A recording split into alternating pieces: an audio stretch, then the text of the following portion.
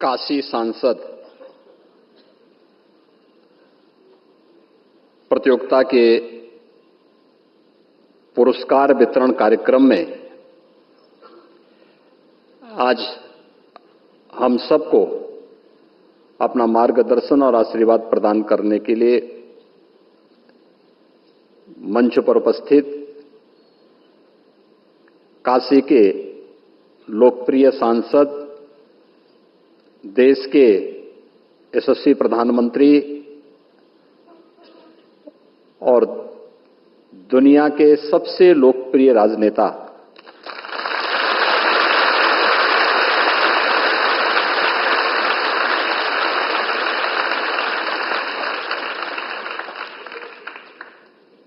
आदरणीय प्रधानमंत्री श्री नरेंद्र मोदी जी एक बार फिर से अपने काशी के इन विद्वानों और यहाँ के युवाओं के साथ आज मंच शेयर कर रहे हैं। इस अवसर पर मैं काशीवासियों की ओर से, प्रदेशवासियों की ओर से उन्हीं की काशी में उनका हृदय से स्वागत करता हूं, अभिनंदन करता हूं।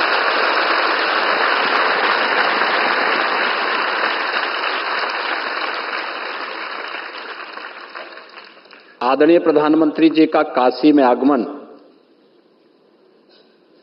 दुनिया की सबसे प्राचीन सांस्कृतिक नगरी में आगमन ऐसे समय में हो रहा है जब 500 वर्षों की प्रभु श्री रामलला की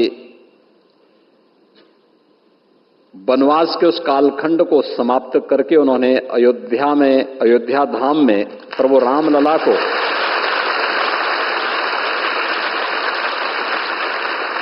अपनी दूरदर्शिता, अपनी वचनबद्धता और अपने ही कर कमलों से विराजमान होकर के वे काशी में आए हैं। तो हम सब काशी वासियों का तो दायित्व बनता है कि हम आदरणीय प्रधानमंत्री जी का इस अवसर पर और भी स्वागत करें, अभिनंदन करें। और मैं इस अवसर पर आप सबकी ओर से हृदय से अभिनंदन करता हूं, स्वागत करता हूं।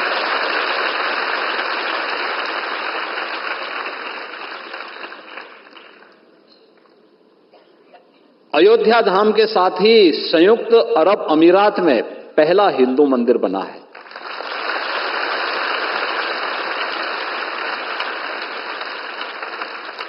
अभी गत सप्ताह ही आदरणीय प्रधानमंत्री जी उस मंदिर, उन्हीं की प्रेरणा से वो मंदिर बना है, उन्हीं के प्रयास से बना है और उसका भी लोकार्पण करके काशी में पधारे हैं। काशी तो मंदिरों का ही शहर है। अब काशी की आभा वैश्विक मंच पर किस रूप में सांस्कृतिक रूप से बुलंद हो रही है। संयुक्त अरब अमीरात में अबू धाबी में बना हुआ मंदिर भी इसका एक नया उदाहरण है। इसलिए भी मैं आप सबकी ओर से, प्रदेशवासियों की ओर से उनका अभिनंदन और आभार व्यक्त करता हूं। पिछले 10 वर्ष में काशी एक नए कलेवर के रूप में दुनिया के सामने आई है। अपनी आध्यात्मिक और सांस्कृतिक पहचान को बनाए रखते हुए काशी एक नए रूप में आई है। आपने देखा होगा कल रात्रि को 11 बजे भी काशीवासियों के एक लोकप्रिय सांसद के रूप में सड़क पर पहली बार आपने प्रधानमंत्री को देखा होगा कि सड़क पर अपने संसदीय क्षेत्र में रह करके एक एक विकास कार्य का अवलोकन करते थे। कार्य की उपयोगिता को लेकर के रात्रि को 11 बजे जब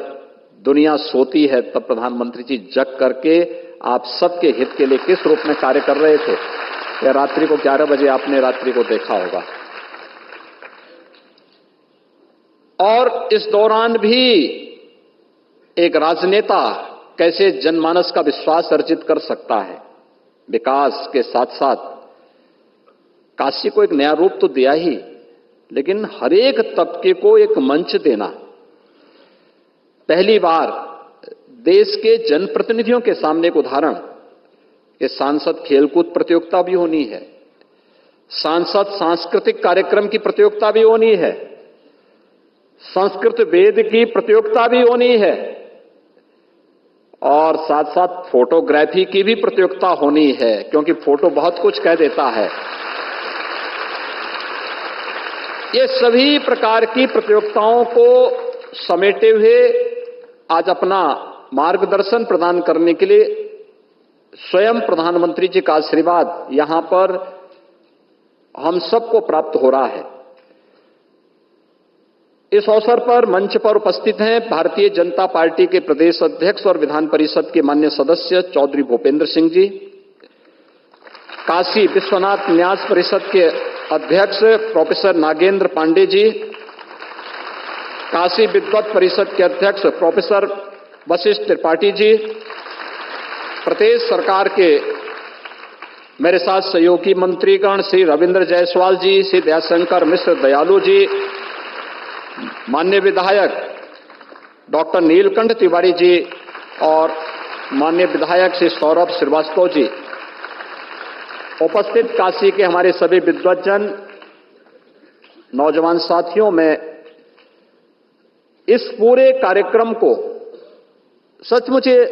बहुत ही प्रेरणादायी अवसर है। अमूमन होता है कि जनप्रतिनिधि का मतलब क्या होता है,